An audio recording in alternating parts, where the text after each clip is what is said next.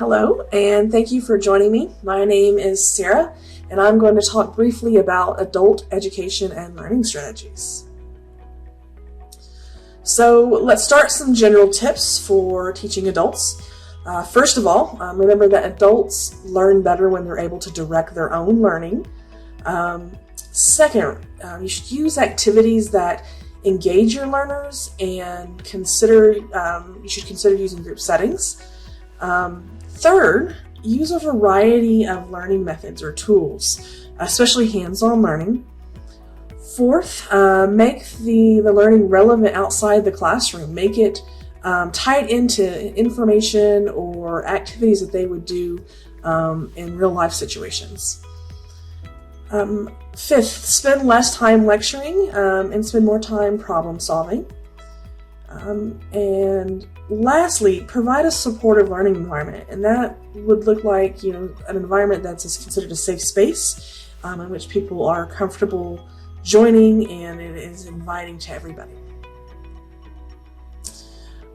We also need to talk about the four main principles of teaching adults, and those include to motivate, inform, monitor, and to engage, and we'll talk about each one of those separately. So when we're talking about motivate, when we want to motivate somebody, what we're talking about is making sure the learners understand the why. Why is it important? Why is this relevant? How does it apply to me? How can I use this information? With inform, what we're talking about there is making sure that you teach to your learner's preferred learning style. Every adults have a preferred learning method, whether it's visual, auditory, kinesthetic or tactile, or experiential. And more often than not, the adults will use any of these styles, just depending on what they are learning. But the idea is that you will want to teach these styles so people have a more robust opportunity to learn.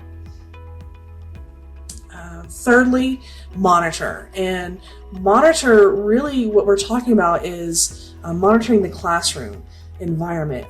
This goes back to the idea of providing a supportive learning environment, one where learners feel respected and they feel like their experience and knowledge is valued. So you don't want to talk down to your learners. You want them to almost be facilitators or co-facilitators in their own respect.